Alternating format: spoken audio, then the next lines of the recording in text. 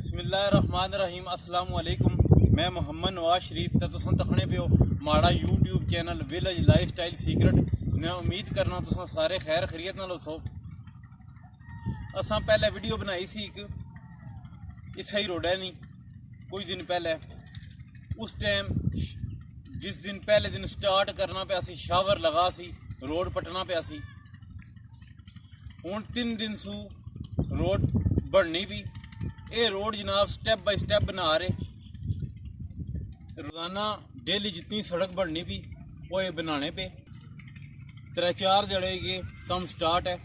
ये तकरीबन हफ्ता लग सी ये रोड कंप्लीट हो सी। ये पहली ग्रांट आई जी, पहली ग्रांट विच 2200 फुट रोड है जी। ये 2200 फुट रोड जी बना सन। जी दूई ग्रांट इस तो बाद जी आसी उसने मजीद जी इतों वो क्या शुरू कर सन। असा दसा कि जनाब उत्थे भी दसने कम होना पाया, वो भी दसने क्या कच्छी तुम दसने रोड जी बनी ये भी दसने जी।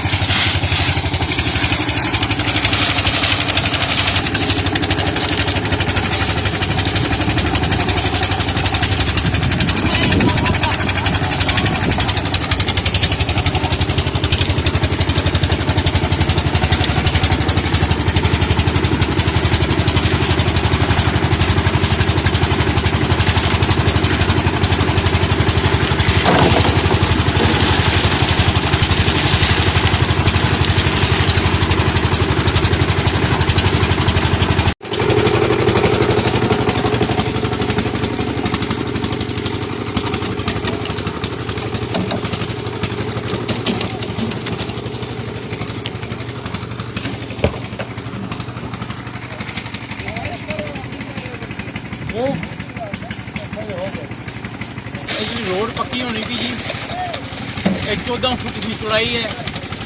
साइडा पर 2-2 फुट छोड़िया, बाद जिसने मिट्टी बाई की किसने बराबर लेवल करी दे सन।